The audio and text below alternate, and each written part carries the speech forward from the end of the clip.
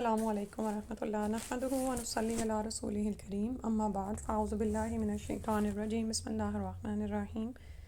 رب اشرح لی صدری ویسرنی امری واحلل عقدۃ من لسانی یفقہوا قولی۔ صحیح بخاری میں آج حدیث نمبر 118 پڑھنی ہے، اور باب جو چل رہا تھا وہ کتاب العلم ہے، اور اس میں جو اس کا باب انہوں نے باندھا ہے وہ ہے علم کو محفوظ رکھنے کے بیان میں۔ بابو حفظ العلم، یعنی علم کو یاد رکھنا یا اس کو محفوظ رکھنا۔ حدیث شروع کرتے ہیں۔ حدثنا عبدالعزیز ابن عبداللہ قال حدثنی مالک عن ابن شہاب عن الاعرج عن ابی ہریرہ قال، ہم سے عبدالعزیز بن عبداللہ نے بیان کیا، کہا مجھ سے امام مالک رحمۃ اللہ نے بیان کیا، انہوں نے ابن شہاب سے، انہوں نے عارج سے یعنی عبد الرحمن بن ہرمز سے، انہوں نے ابو ہریرہ رضی اللہ عنہ سے کہا کہ ان الناس یقولون، اکثر ابو ہریرہ تھا کہ لوگ کہتے ہیں کہ ابو ہریرہ نے بہت سی حدیثیں بیان کیں۔ ولولا آیتانی فی کتاب اللہ ما حدثت حدیثا، اور وہ کہتے ہیں کہ بات یہ ہے کہ اگر اللہ کی کتاب میں یہ 2 آیتیں نہ ہوتیں تو میں حدیث بیان نہ کرتا۔ ثم یتلو ان الذین، پھر انہوں نے یہ تلاوت کیا، یتلو یعنی تلاوت کیا، ان الذین یکتمون ما انزلنا من البینات الی قولہ الرحیم، سورہ البقرہ کی آیت 159 160، کہ جو لوگ چھپاتے ہیں ان کھلی ہوئی نشانیوں اور ہدایت کی باتوں کو جو ہم نے اتاری ہیں، اور اخیر تک یعنی ان التواب الرحیم۔ تو پھر وہ کہنے لگے، یعنی یہ وہ آیات ہیں قرآن میں جن کی وجہ سے انہوں نے اتنی احادیث روایت کی، ٹھیک ہے، یعنی ان کو گوارا نہ ہوا کہ وہ احادیث یعنی وہ علم جو ان تک نبی صلی اللہ علیہ وسلم سے پوچھا وہ اپنے پاس رکھتے، بلکہ وہ آگے سے آگے پھیلاتے چلے گئے۔ پھر وہ کہتے ہیں ان اخواننا من المہاجرین کانا یشغلہم والصفق بالاسواق، کہ ہمارے بھائی مہاجرین تو بازاروں میں خرید و فروخت میں پھنسے رہتے، وان اخواننا من الانصار، اور انصار جو ہمارے بھائی تھے، کانا یشغلہم فی العمل فی اموالہم،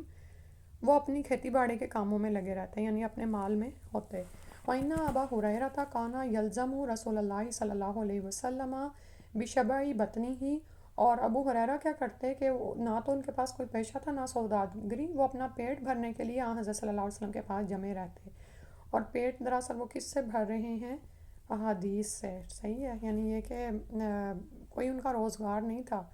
اور ان کو اس کی فکر بھی نہیں تھی کہ اگر میں کماؤں گا نہیں تو کھاؤں گا کہاں سے، ان کو بس یہ فکر تھی کہ رسول صلی اللہ علیہ وسلم کے پاس چپٹے رہتے، چاہے پیٹ خالی ہی ہوتا، وَيَحْضُرُ مَا لَا يَحْضُرُونَ، اور وہ لوگ وہ حاضر رہتے وہاں پر جہاں پر لوگ حاضر نہیں ہوتے تھے، یعنی ہر وقت، کیونکہ نہ تو یہ مہاجر بھائیوں کی طرح بازاروں میں خرید و فروخت کرتے تھے، اور نہ ہی انصاری بھائیوں کی طرح ان کی کوئی زمینیں تھیں یا کھیتی باڑی کے کام تھے کہ مال آپ کو پتہ نہ کہ مصروف کر دیتا ہے۔ آپ یہ دیکھیں کہ مسکین ہوتا ہی وہ ہے جو سکون سے بیٹھ جائے، اس کے پاس نہ مال ہے نہ کوئی صلاحیت ایسی، نہ کوئی اور اس کے پاس یعنی نہ تو مال ہے اور نہ ہی کوئی تجارتی مال یا ایسی کوئی چیزیں ہیں، نہ زمین ہے کہ جس میں کھیتی باڑی کرے،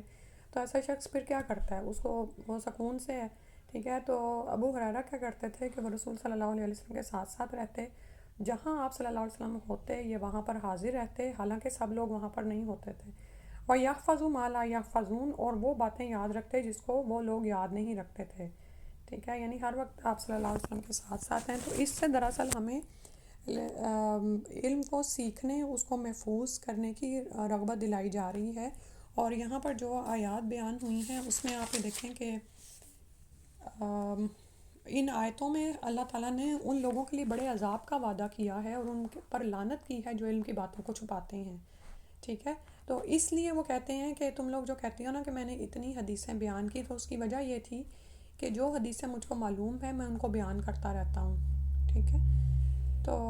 نہ کوئی وہ پیشہ کرتے تھے نہ سوداگر تھے، اللہ کہیں سے بھی ان کو کھلا دے وہ کھا لیتے تھے بس، اور رسول صلی اللہ علیہ وسلم کے ساتھ لگے رہتے تھے۔ پھر اس کے بعد اگلی حدیث ہے حدیث نمبر 119۔ حدثنا احمد ابن ابی بکر ابو مصعب قال حدثنا محمد ابن ابراہیم ابن دینار عن ابن ابی ذئب عن سعید المقبری عن ابی ہریرہ قال قلت یا رسول اللہ صلی اللہ علیہ وسلم، ہم سے ابو مصعب احمد بن ابی بکر نے بیان کیا، کہا ہم سے محمد بن ابراہیم بن دینار نے بیان کیا، انہوں نے محمد بن ابی ذئب سے، انہوں نے سعید مقبری سے، انہوں نے ابو ہریرہ رضی اللہ عنہ سے کہا میں نے عرض کیا یا رسول اللہ، قالا کہا ابو ہریرہ نے، قلتو میں نے کہا یا رسول اللہ، اے اللہ کے رسول صلی اللہ علیہ وسلم، انی اسمع من کا حدیثاً کثیراً انساہ، کہ میں آپ سے بہت ساری باتیں سنتا ہوں، میں ان کو بھول جاتا ہوں، انسا نسیان اسی سے ہے نا، انی اسمعو میں سنتا ہوں، من کا آپ سے، حدیثاً بہت باتیں، کثیراً بہت سی، انساہو میں بھول جاتا ہوں ان کو. یعنی ہوتا ہے نا کہ کبھی ہمیں بھی قرآن حفظ کرنے یا یہ کرنے کا شوق وغیرہ ہوتا ہے تو ہم سیکھ بھی رہے ہوتے ہیں لیکن ہم بھول جاتے ہیں، ٹھیک ہے، تو پھر ہم اللہ تعالیٰ کے حضور دعائیں پہ وغیرہ بھی کرتے ہیں. قالا تو آپ صلی اللہ علیہ وسلم نے فرمایا ابسط رداءک فبسطتہ، تو رسول صلی اللہ علیہ وسلم نے ان کو کہا کہ اپنی چادر بچھا، فبسطتہ تو میں نے بچھا دی، پھیلا دی، بسطہ کا مطلب ہوتا ہے نا پھیلا دینا. قالا تو فرمایا فغرف بیدیہ، تو آپ صلی اللہ علیہ وسلم نے اپنے دونوں ہاتھوں سے ایک لپ لے کر اس میں ڈال دیا. فغرف بیدیہ یعنی جیسے ہوتا ہے نا کہ معنوی اعتبار سے ایک لپ یعنی چلو سا بھرتے ہیں نا جیسے، وہ ڈال دیا. ثم قالا پھر فرمایا دمہ ہو، کہ پھر فرمایا اس کو لپیٹ لے یا اپنے سینے سے لگا لے، دم یعنی اپنے ساتھ لگا لے. فَدَمَمْتُهُ فَمَا نَسِيتُ شَيْئًا بَعْدَهُ، تو میں نے اس کو اپنے سینے سے لگا لیا یا لپیٹ لیا. فَمَا نَسِيتُ شَيْئًا بَعْدَهُ، تو اس کے بعد میں کچھ بھی نہیں بھولا. تو یہ رسول صلی اللہ علیہ وسلم کی دعا کی اور آپ کی خاص برکت تھی کہ جب انہوں نے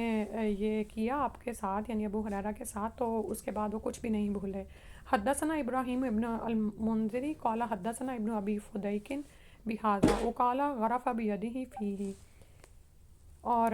اس کو انہوں نے لپیٹ لیا. اور اس کے ایک اور روایت میں آتا ہے کہ ہم سے ابراہیم بن منذر نے بیان کیا، ہم سے ابن ابی فدیک نے یہی حدیث بیان کی. اس روایت میں یہ ہے کہ اپنے ہاتھ سے چلو لے کر اس میں ڈال دیا،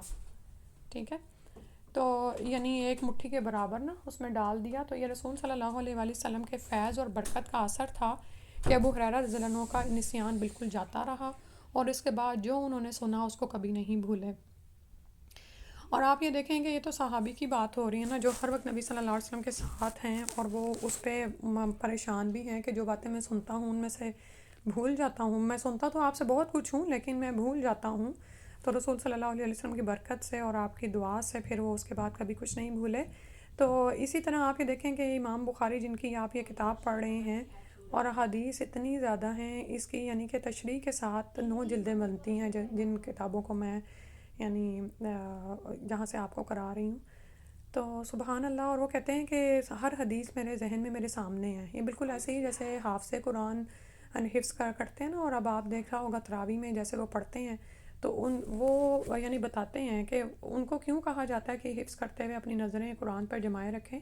کیونکہ وہ آپ کا نا مائنڈ اس کی پکچر لینا شروع ہو جاتا ہے. وہ جتنی دفعہ آپ اس سے گزرتے ہیں، جتنے دور آپ کرتے ہیں، 10 دفعہ یاد کرتے ہیں، 100 دفعہ آپ گزرتے ہیں اسی آیات اسی صفحے سے، تو وہ نا پکچر آپ کے ذہن میں بنتی چلی جاتی ہے. تو جتنی زیادہ پکچرز ایک چیز کی آپ کے ذہن میں بنتی ہیں نا اتنی وہ دیر پا ہوتی ہیں. مثلاً آپ نے کسی چیز کو سیو کرنا ہو تو آپ کیا کرتے ہیں، اس کو کمپیوٹر موبائل میں ڈفرینٹ جگہوں پہ سیو کرتے ہیں تاکہ اگر ایک فائل کرپٹ ہوتی بھی ہے تو باقی جگہوں پہ وہ سیو رہے، ٹھیک ہے. تو سبحان اللہ، یعنی کہ اللہ سبحانہ تعالیٰ نے اس علم میں یہ خاص برکت دی ہے کہ قرآن کا علم بھی اور اسی طرح جو حدیث کا علم ہے اس کو بھی لوگوں نے یاد رکھا اور پھر وہ نسل در نسل ہم تک منتقل ہوتے ہوئے پہنچا ہے. اور ابھی بھی عرب میں یہی صورتحال ہے کہ وہاں پر حافظ جو ہے نا وہ پہلے قرآن ہی حفظ کرتے ہیں. یعنی کہ اگر آپ ان کو بتائیں گے نا کہ آپ نے تھوڑی ایکسپلینیشن یا چیز یا قرآن کی تفسیر وغیرہ تھوڑی بہت کی ہوئی ہے تو لیکن وہ پہلا سوال ہی یہ کرتے ہیں کہ آر یو حافظ، کہ آپ نے حفظ کیا ہوا ہے، اور اسی طرح وہ حدیث بھی یاد کرتے ہیں، ٹھیک ہے. تو اور آپ یہ دیکھیں کہ وہ جو ایک روایت آتی ہے 40 احادیث والی، تو جس کو بھی رغبت ہو وہ سیکھے اور کرتا جائے تو انشاءاللہ اللہ سبحانہ وتعالیٰ اس کے سینے کو کھول دیتے ہیں اور پھر اس کو چیز نہیں بھولتی ہے. جیسے اب امام بخاری کے لیے آتا ہے کہ ان کے اوپر بھی ایک خاص رحمت تھی اللہ کی کہ جو حدیثیں انہوں نے لکھی ان کی آنکھوں کے سامنے تھیں. اور آپ یہ دیکھیں گے کہ مختلف حدیث سے انہوں نے مختلف فوائد و مسائل نکالے ہیں اور پھر آپ دیکھتے ہیں کہ حدیث رپیٹ ہوتی ہیں. کیوں رپیٹ ہوتی ہیں؟ کیونکہ اس مسئلے کے حل میں بھی وہ حدیث آپ کے کام آ رہی ہوتی ہے. تو آپ یہ دیکھیں کہ ایک بندے کے ذہن، اور اسی طرح اس کے 30 وہ ہیں باب، تو آپ یہ دیکھیں کہ ایک آدمی کے دماغ میں اللہ سبحانہ وتعالیٰ نے کتنی جگہ دی ہوئی ہے کہ وہ ساری چیزیں وہاں پر موجود ہیں، سبحان اللہ، اور یہی چیزیں کام آنے والی ہیں۔ اس کے بجائے اگر آپ یہ دیکھیں کہ جن چیزوں میں آج کا انسان پڑ گیا ہے اور اکثریت اسی میں ہے، چاہے وہ مرد ہیں، عورتیں ہیں، جوان ہیں، بوڑھے ہیں، بچے ہیں، وہ ایک ٹک ٹاک انہوں نے پکڑا ہوا ہے، اسی کو رپیٹ کرتے رہتے ہیں۔ تو اللہ سبحانہ وتعالیٰ ان فتنوں سے ہمیں نکالیں اور ہم اپنے اس اصل علم سے جڑ جائیں جو ہماری ابدی زندگی کی کامیابی کا ضامن ہے، آمین۔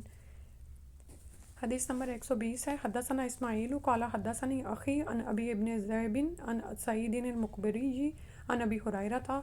ہم سے اسماعیل نے بیان کیا، ان سے ان کے بھائی عبد الحمید نے ابن ابی ذئب سے نقل کیا، وہ سعید المقبری سے روایت کرتے ہیں، اور وہ ان ابی ہریرہ تھا، وہ ابو ہریرہ رضی اللہ عنہ سے، قالا وہ فرماتے ہیں، حفظت من رسول اللہ صلی اللہ علیہ وآلہ وسلم وعینی، کہ میں نے رسول اللہ صلی اللہ علیہ وسلم سے علم کے 2 برتن یاد کر لیے ہیں، فاما احدہما فبسطتہ، تو ان میں سے ایک کو میں نے پھیلا دیا ہے، یعنی کہ نشر کر رہا ہوں، بتا رہا ہوں لوگوں کو، واما الاخر فلو بسطتہ قطع ھذا البلعوم، اور اگر میں دوسرا برتن پھیلاؤں تو میرا یہ نرخرا کاٹ دیا جائے۔ امام بخاری نے فرمایا کہ بلعوم سے مراد وہ نرخرا ہے جس سے کھانا اترتا ہے۔ تو یہ بھی جو ہے حدیث آئی ہے علم کو یاد رکھنے کے بیان میں، ٹھیک ہے، اور اس میں یہ اب دراصل بتا رہے ہیں کہ ایک تو وہ علم ہے نا جو میں نے نشر کر دیا، جو کہ ایسا علم تھا جو کہ اس کا حصہ تھا ایسا جس سے لوگوں کا عمل متعلق ہے، ٹھیک ہے۔ دوسرے علم سے مراد وہ باتیں ہیں جو نبی صلی اللہ علیہ وآلہ وسلم نے ابو ہریرہ رضی اللہ عنہ کو بتلائیں تھیں، اور اس میں سے کچھ ایسی تھیں کہ میرے بعد ایسے ایسے ظالم حکمران ہوں گے اور وہ ایسے ایسے برے کام کریں گے، تو ابو ہریرہ رضی اللہ عنہ نے ان کو کیوں نہیں پھیلایا؟ کیونکہ فتنوں کا سبب بنتی ہیں وہ باتیں، ٹھیک ہے۔ یعنی آپ یہ دیکھیں کہ اگر کبھی ایسی باتیں ہم عوام میں پھیلا دیں کہ یہ تو ایسا ظالم حاکم ہے کہ نبی صلی اللہ علیہ وسلم کی حدیث سے اس کے بارے میں یہ پیشین گوئی نکلتی ہے کہ یہ ایسے ایسے برے کام کر رہا ہے، ٹھیک ہے، تو اس کا اثر کیا ہوتا ہے عوام میں کہ وہ بغاوت پر کھڑے ہو جاتے ہیں۔ حالانکہ کہا گیا کہ جب تک ملک کا حاکم اسلامی حکومت کا نماز سے نہیں روک رہا نا، نماز کا حکم دے رہا، نمازیں پڑھی جا رہی ہیں ملکوں میں، تو پھر بغاوت نہیں ہوگی نا، پھر جیسا بھی وہ ظالم ہے، جیسا بھی ہے، اس کی جو ہے اطاعت لازم ہے۔ تو ابو ہریرہ رضی اللہ عنہ نے کبھی اشارے کے طور پر ان باتوں کا ذکر بھی کیا ہے، جیسے کہا کہ میں سن 60 ہجری کے شر سے پناہ مانگتا ہوں اور چھوکروں کی حکومت سے، تو اسی سن میں جو یزید بادشاہ ہوا تھا، فقہ کے نزدیک بلوم وہ نلی ہے جس سے سانس آتی جاتی ہے اور جس سے کھانا اترتا ہے، جیسے امام بخاری نے کہا، ٹھیک ہے۔ تو اب یہاں سے ہمیں جو بات علم سیکھنے کے بیان میں پتہ چل رہی ہے نا، وہ یہ ہے کہ جو علم آپ تک پہنچا ہے نا، کیونکہ ابھی ہم نے پیچھے وہ آیت بھی پڑھی کہ جو لوگ علم میں سے چھپاتے ہیں پھر ان پر لعنت ہے، اور وہ جو وعید ہمیں پیچھے سمجھ آئی، تو پھر لیکن اس کا یہ مطلب نہیں ہے کہ ہر طرح کا علم ہر وقت ہر کسی کو نشر کر دیا جائے، ٹھیک ہے۔ علم کو بتانے کے لیے بھی حکمت چاہیے ہوتی ہے، کس عمر میں کس شخص کو کس وقت وہ علم دیا جائے کہ وہ اس کے کام آئے، اس کے عمل میں بہتری کا باعث بنے، اور وہ اس کو لینے والا بھی ہو، ٹھیک ہے۔ یہ نہیں کہ آپ نے اپنے علم کا روب تو جھاڑ دیا اور اب آپ کو کوئی فکر نہیں کہ اگلے نے اس سے کچھ سیکھا ہے یا وہ کسی اور فتنے میں مبتلا ہو گیا، یا پھر اس نے لیا ہی نہیں، وہ کسی اور ہی دھیان میں تھا، ٹھیک ہے۔ جیسے ایک ٹیچر ہے، وہ اس کی ناکامی کا اشارہ کیا ہے کہ وہ کلاس میں داخل ہو اور بس اپنا وائٹ بورڈ وہ بھر دے اور اس پہ کچھ نہ کچھ لکھ دے، اور یہ بالکل نہ دیکھے کہ کلاس اس کو دیکھ رہی ہے، متوجہ ہے کہ نہیں، ٹھیک ہے، اور بس وہ اپنے علم کا رو وہاں پر جھاڑائے، اور پھر یہ کہ وہ یہ بھی نہ دیکھے کہ اس وقت میرے پاس آڈینس کون ہے، ٹھیک ہے، کون کیا سیکھنے آیا ہے، صحیح ہے۔ آپ یہ دیکھیں کہ ہمیں طہارت کے بہت سارے ایسے احکامات ملتے ہیں جو ہر عمر کے بچے کو تو نہیں بتائے جائیں گے نا، عمر کے مطابق بتائے جائیں گے۔ اسی طرح عقل کی بہت ساری ایسی باتیں ہیں جو بچوں کو نہیں بتائی جاتی، وہ دیکھا جاتا ہے کہ کون سا بچہ حکمت کے ساتھ ان کو لینے کے قابل ہے اور اس کی عمر کیا ہے، ٹھیک ہے۔ اسی طرح ہو سکتا ہے کہ آئندہ جو فتنے ہوں گے اس کے بارے میں آپ آلریڈی بہت ساری حدیثیں پڑھ چکے ہوں، ٹھیک ہے۔ تو ان فتنوں ان حدیثوں کو اس وقت پیش گوئیوں کے صورت میں پیش کرنا اور لوگوں میں ایک کیوس کریٹ کرنا اور ایک سنسنی پھیلانا کہ وہ ڈر کے عمل ہی چھوڑ دیں، تو یہ چیزیں بھی سیکھنے کی ہیں کہ کون سا علم کس وقت پھیلانا ہے۔ اور آپ یہ دیکھیں کہ اس وقت ہو یہی رہا ہے کہ دنیا میں فتنے پھیل چکے ہیں، اور آپ ادھر گوگل کھولتے ہیں اور ادھر آپ کے سامنے اتنی ساری چیزیں آ جاتی ہیں کہ آپ حیران ہو کے سر پکڑ کے بیٹھ جاتے ہیں کہ ہمارا کیا اس میں رول ہے نا، ٹھیک ہے، کیونکہ ہم نہ تو وہاں پہنچ سکتے ہیں، نہ ان فتنوں میں کمی کا کوئی باعث بن سکتے ہیں، اور اول تو ہمارے پاس اصل علم ہی نہیں پہنچا ہوتا، ٹھیک ہے۔ تو اس صورتحال میں کیا کیا جائے، اپنے شاکلہ پہ کام کریں کہ آپ جس ماحول میں جس جگہ پہ پیدا کیے گئے ہیں وہاں پر آپ کی کیا ذمہ داری ہے اس کو ادا کرتے رہیں، ٹھیک ہے، اور لوگوں کو بھی ان کی ذمہ داریوں کی زیادہ ان کو خبر دیں، بجائے یہ کہ ان میں سنسنی پھیلائیں کہ وہ اپنی ذمہ داریوں سے بھی غافل ہو جائیں، اور وہ فتنے جو اس وقت دنیا میں ظاہر ہوں گے، پیش آئیں گے، اور وہ لوگ اس میں کچھ کر بھی نہیں سکتے، لیکن وہ اس کے پیچھے اپنی زندگی سے بھی جائیں، یعنی اپنی زندگی کے کاموں سے بھی، ٹھیک ہے۔ تو اللہ سبحانہ وتعالیٰ ہمیں حکمت سکھا دے کہ کہاں پر کون سا علم کس وقت دینا ہے۔ اور پھر یہ کہ اس والی حدیث سے یہ بھی پتہ چلتا ہے کہ یہ نہیں تھا کہ انہوں نے وہ حدیثیں بیان نہیں کیں، کبھی کبھار اشارے کے طور پر بتائی بھی، ٹھیک ہے، اور ظاہر ہے تاکہ لوگوں کو پتہ چل جائے کہ فتنے کیسے ہوتے ہیں اور اس سے بچنا کیسے، اور اس کے بارے میں نبی صلی اللہ علیہ وسلم نے ہمیں کیا خبریں دی ہیں۔ پھر اس کے بعد حدیث نمبر 121 ہے، حدثنا حجاج قال حدثنا شعبۃ قال اخبرنی علی ابن مدرک عن ابی زرعۃ عن جریر ان النبی صلی اللہ علیہ وسلم قال له فی حجۃ الوداع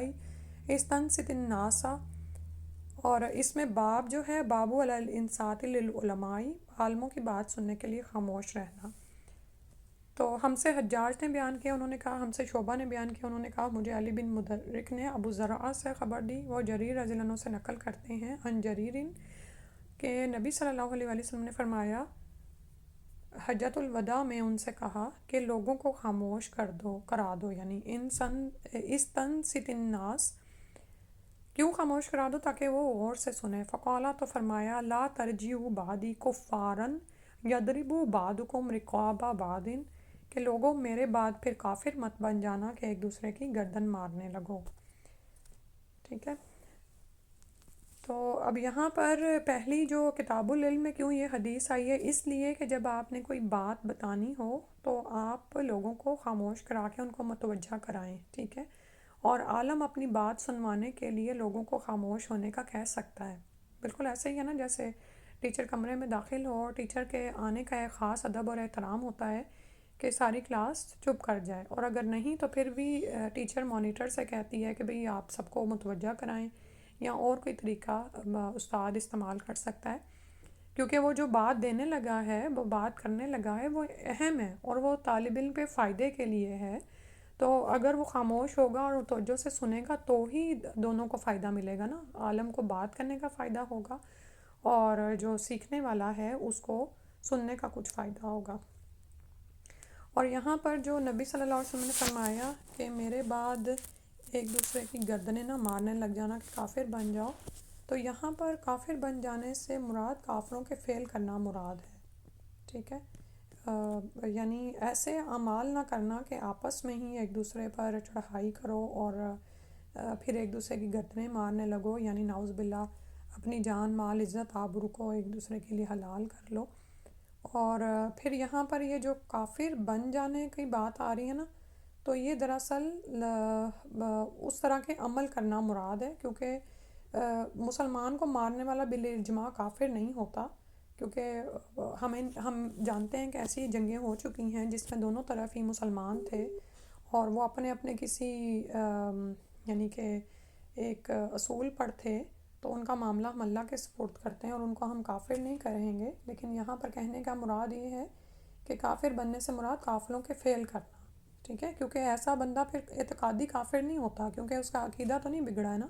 اس سے ایسا کوئی فعل سرزد ہوا ہے، ٹھیک ہے۔ آج اتنی ہی کرتے ہیں انشاءاللہ، کیونکہ اگلی حدیث لمبی ہے، انشاءاللہ نیکسٹ ٹائم اللہ سے دعا ہے کہ زیادہ لوگ شامل ہوں تو پھر وہ وہاں سے شروع کریں گے۔ الحمدللہ اللہ تعالیٰ نے آج کلاس شروع کروا دی ہے، جزاک اللہ خیراً کثیراً، اللہ تعالیٰ آپ سب کو قبول کر اپنے راستے میں، اور اس علم کو ہمیں سیکھنے اور اس کو آگے پھیلانے کی توفیق عطا فرما دے، آمین یا رب العالمین۔ السلام علیکم ورحمۃ اللہ۔ سبحانک اللہم و بحمدک، اشہد ان لا الہ الا انت، استغفرک و اتوب الیک۔ السلام علیکم ورحمۃ اللہ۔